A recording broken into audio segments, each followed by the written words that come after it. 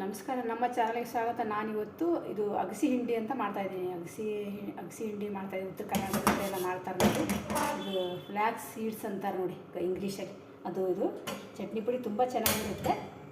ಅದನ್ನು ಇವಾಗ ಹುರ್ಕೊಳ್ಳೋಣ. ಸ್ಟವ್ ಹಚ್ಕೊಂಡಿದ್ದೀನಿ. ಸ್ವಲ್ಪ ಮೀಡಿಯಮ್ ಉರಿ ಇಟ್ಕೊಳ್ಳಿ, ಇಲ್ಲ ಚಟಪಟ ಅಂತ ಸಿಡಿದು ಬಿಡುತ್ತೆ ಎಲ್ಲ ಕಡೆ. ನಿಧಾನ ಫ್ರೈ ಮಾಡ್ಕೊತಾ ಇರೋಣ. ಆಮೇಲೆ ಸಿಡಿಯೋಕ್ಕೆ ಸ್ಟಾರ್ಟ್ ಮಾಡಿದ್ರೆ ಒಂದು ಪ್ಲೇಟ್ ಮುಚ್ಚೋಣ. ಅದಕ್ಕೆ ತುಂಬ ಚೆನ್ನಾಗಿರುತ್ತೆ. ರೊಟ್ಟಿ, ಚಪಾತಿ, ಅನ್ನದ ಜೊತೆಗೂ ಕೂಡ ಇದು ಒಳ್ಳೆಯದು ಕೂಡ ಆರೋಗ್ಯಕ್ಕೆ. ಇದು ವೆಜಿಟೇರಿಯನ್ಸ್ಗೆಲ್ಲ ಇದು ಒಳ್ಳೆಯದು. ಇದರಲ್ಲಿ ಮೀನಲ್ಲಿರುವಂಥ ಅಂಶ ಎಲ್ಲ ಈ ಅಗಸಿ ಹಿಂಡಿನಲ್ಲಿ ಇರುತ್ತೆ. ಇದನ್ನು ಯಾವಾಗಲೂ ಮಾಡಿ ಇಟ್ಕೊಂಡಿದ್ರೆ ಒಳ್ಳೆಯದು. ಒಂದು ಟೈಮ್ ಆದರೂ ತಿಂದರೆ ಆರೋಗ್ಯಕ್ಕೆ. ಸಣ್ಣದಾಗಿ ಸಿಡಿಯೋಕ್ಕೆ ಸ್ಟಾರ್ಟ್ ಆಗ್ತಾಯಿದೆ. ಇವಾಗ ಕಡಾಯಿ ಕಾಯೋ ತನಕ ಸ್ವಲ್ಪ ಇದೇ ಥರ ತೆಗೆದುಕೊಳ್ಬೇಕು. ಉರಿನ ತುಂಬ ಜೋರಾಗಿ ಇಡಬೇಡಿ. ತುಂಬ ಕಾದ ಮೇಲೆ ಮೀಡಿಯಮ್ಮಾಗಿ ಇದನ್ನು ಬೇಗ ಹಚ್ಚಿಬಿಡುತ್ತೆ. ನೋಡಿ ಸಿಗ್ತಾ ಇದೆ. ಈಗ ಸಣ್ಣ ಮಾಡಿ ಮುಚ್ತಾ ಇದ್ದೀನಿ ನೋಡಿ. ಈ ಥರ ಮುಚ್ಚಳ ಮುಚ್ಚಿ ಕಡ್ಚಿಗೆ ಹೀಗೆ ಒಂದು ಸ್ವಲ್ಪ ಗ್ಯಾಪ್ ಮಾಡ್ಕೊಂಡು ಕೈ ಆಡಿಸ್ತಾ ಇದ್ದೀನಿ. ಎಲ್ಲ ಹೊರಗಡೆ ಬಂದುಬಿಡುತ್ತೆ ಸುಳಿಗಳು. ಅದು ಮತ್ತೆ ಸ್ವಲ್ಪ ಮುಚ್ಚಿಬಿಡಿ. ಹಾಗೇ ತಳ ಹತ್ತಬಾರ್ದು ಅಂತ ಹಾಗೆ ಸ್ವಲ್ಪ ತಿರುಗಿಸ್ತಾ ಇರಬೇಕು. ಇವಾಗ ಇದೆಲ್ಲ ಹುರಿದ್ಬಿಟ್ಟಿದೆ. ಇವಾಗ ಸಿಡಿಯೋದು ನಿಂತ್ಕೊಂಡಿದೆ. ತುಂಬ ಸಣ್ಣ ಉರಿ, ಲಾಸ್ಟಲ್ಲಿ ಕಡಾಯಿ ಕಾಯಿನ ಸಣ್ಣ ಉರಿ ಇಟ್ಟು ಈ ಥರ ಮುಚ್ಚಳ ಮುಚ್ಚಿ, ಇಲ್ಲಾಂದರೆ ಎಲ್ಲ ಸ್ಟವ್ ತುಂಬ ಸಿಡ್ಕೊಂಡ್ಬಿಟ್ಟು ಆಚೆ ಬಂದುಬಿಡುತ್ತೆ.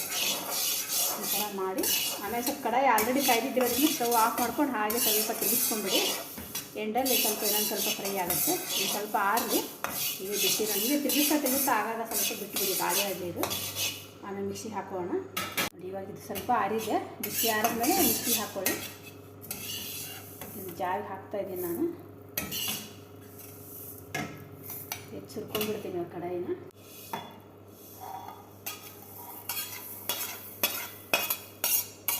ಇದು ಸ್ವಲ್ಪ ಆರಲಿ. ಈ ಬೆಳ್ಳುಳ್ಳಿನ ಸುಲಿದ್ಬಿಟ್ಟು ನಾನು ಸ್ವಲ್ಪ ಡಸ್ಟ್ ಇರುತ್ತೆ ಅಂತಂದು ಎಲ್ಲನೂ ತೊಳೆದೇ ಮಾಡೋದು. ನಾನು ತೊಳೆದು ಸ್ವಲ್ಪ ಫ್ರೈ ಮಾಡ್ಕೋತೀನಿ, ನೀರಿನ ಅಂಶ ಎಲ್ಲ ಹೋಗಲಿ ಅಂತ. ನಮ್ಮಮ್ಮ ಎಲ್ಲ ಹಾಗೆ ಹಾಕ್ತಾಯಿದ್ರು ಸಿಪ್ಪೆ ಸುಲಿದ ತಕ್ಷಣ. ಈಗ ನಮಗಿದು ಅಭ್ಯಾಸ ಬಿಟ್ಬಿಟ್ಟಿದೆ ಎಲ್ಲವೂ ತೊಳೆಯೋದು. ಹಾಗಾಗಿ ನಾವು ಸ್ವಲ್ಪ ಏನು ತೊಳೆದು ಕಿಚನ್ ಇಟ್ಟಿದೆ ಅಂದರೆ ಡ್ರೈ ಆಗಿರ್ತಿತ್ತು. ಈಗ ತಾನೇ ತೊಳೆದಿರೋದು ಹಸಿ ಇತ್ತು. ಸಾಕು. ಇವಾಗ ಆಫ್ ಮಾಡ್ತೀನಿ. ಕಡಾಯಿ ಕಾಯ್ದಿರೋದ್ರಿಂದ ಅದರಲ್ಲೇ ಸ್ವಲ್ಪ ಡ್ರೈ ಆಗುತ್ತೆ ಅದು. ಇದಕ್ಕೆ ರುಚಿ ತಕ್ಕಷ್ಟು ಉಪ್ಪು ಹಾಕ್ಕೊಳ್ಳಿ. ಎಷ್ಟು ತೊಗೊಂಡಿರ್ತೀರ ಅಗಸಿನ ಅದ್ರ ಪ್ರಕಾರ ಹಾಕ್ಕೊಳ್ಳಿ. ಸ್ವಲ್ಪ ಖಾರ ಪುಡಿ ಹಾಕ್ಕೊಳ್ಳೋಣ. ಇದು ರುಚಿ ತಕ್ಕಷ್ಟು. ತುಂಬ ಖಾರ ಬೇಕು ಅಂದರೆ ಸ್ವಲ್ಪ ಖಾರ ಮಾಡ್ಕೊಳ್ಳಿ. ಎಂದು ಕಡಿಮೆ ಖಾರ ತಿನ್ನೋದ್ರೆ ಸಪ್ಪೆ ಆದರೆ ಹಿಂಡಿ ಚೆನ್ನಾಗಿರುತ್ತೆ. ಸಪ್ಪೆ ಮಾಡಿಕೊಂಡ್ರೆ ಅನ್ನದ ಜೊತೆ ತುಂಬ ಚೆನ್ನಾಗಿರುತ್ತೆ ನೋಡಿ. ಸ್ವಲ್ಪ ಆರಿದೆ ಇವಾಗ. ಇದನ್ನು ಮಿಕ್ಸಿ ಹಾಕೊಂಡ್ಬರ್ತೀನಿ ನಾನು.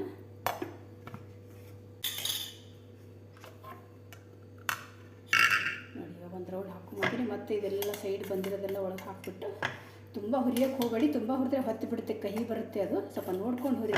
ಸ್ವಲ್ಪ ಕಡಿಮೆ ಹುರಿದ್ರೂ ಹಸಿ ಸ್ಮೆಲ್ ಬರುತ್ತೆ. ನೋಡಿಕೊಂಡು ಸ್ವಲ್ಪ ಚೆನ್ನಾಗಿ ಹುರ್ಕೊಳ್ಳಿ. ಫಸ್ಟ್ ಮಾಡುವಾಗ ಸ್ವಲ್ಪ ಅನಿಸ್ಬೋದು, ಅಥವಾ ಎಷ್ಟು ಜನ ಗೊತ್ತಿರುತ್ತೆ ಕೂಡ ಇದು. ಇವಾಗ ಇನ್ನೊಂದು ಸ್ವಲ್ಪ ಸಣ್ಣಾಗಿ ಮಿಕ್ಸಿ ಹಾಕೊಂಡ್ಬರ್ತೀನಿ ನೋಡಿ. ಎಷ್ಟು ಸ್ವಲ್ಪ ಅನ್ನಿಸ್ತಾ ಇದೆ ಎಲ್ಲ. ಬಿಸಿದ ಹಾಕೊಳ್ಳೋಕೆ ಹೋಗಬೇಡಿ. ಬಿಸಿದ ಹಾಕೊಂಡ್ರೆ ಫುಲ್ ನೀರು ಬಿಟ್ಕೊಂಡ್ಬಿಡುತ್ತೆ. ಸ್ವಲ್ಪ ಆರಲಿ. ತುಂಬ ಆರಿದ್ಮೇಲೆ ಅಂದರೆ ಸ್ವಲ್ಪ ಸಣ್ಣ ಆಗೋಲ್ಲ. ಸ್ವಲ್ಪ ಉಗುರು ಬೆಚ್ಚಗಿದ್ದ ಹಾಕ್ಕೊಂಬಿಡಿ ಅಷ್ಟೇ. ತುಂಬ ಬಿಸಿ ಅಂದರೆ ನೀರು ಬಿಟ್ಕೊಂಡ್ಬಿಡುತ್ತೆ. ಈಗ ಇದಕ್ಕೆ ನೋಡಿ, ನಾನು ಇನ್ನೂ ಬೆಳ್ಳುಳ್ಳಿನೇ ಹಾಕಿಲ್ಲ ಆಲ್ರೆಡಿ. ಈ ಥರ ಹಾಕ್ಬಿಟ್ಟಿದೆ ಸಾಫ್ಟಾಗಿ. ಈಗ ಇದಕ್ಕೆ ಬೆಳ್ಳುಳ್ಳಿ ಹಾಕ್ಕೋತಾ ಇದ್ದೀನಿ. ಸ್ವಲ್ಪ ಹುರಿದಿಟ್ಕೊಂಡಿರೋಂಥ ಬೆಳ್ಳುಳ್ಳಿ ಹಾಕ್ತಾಯಿದ್ದೀನಿ ನಾನು. ಸ್ವಲ್ಪ ಬೆಳ್ಳುಳ್ಳಿ ಜಾಸ್ತಿ ಹಾಕ್ಕೊಂಡ್ರೆ ಚೆನ್ನಾಗಿ ಟೇಸ್ಟ್ ಬರುತ್ತೆ.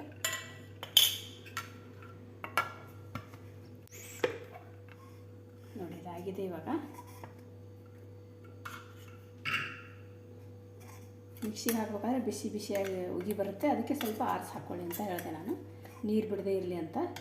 ಇದು ಒಂದು ತಿಂಗಳು ಇಟ್ಕೊಂಡ್ರು ತಿನ್ಬೋದು. ಅದು ಫ್ರೆಶ್ಶಾಗಿ ಸ್ವಲ್ಪನೇ ಮಾಡಿಕೊಂಡ್ರೆ ತುಂಬ ಟೇಸ್ಟಿಯಾಗಿರುತ್ತೆ.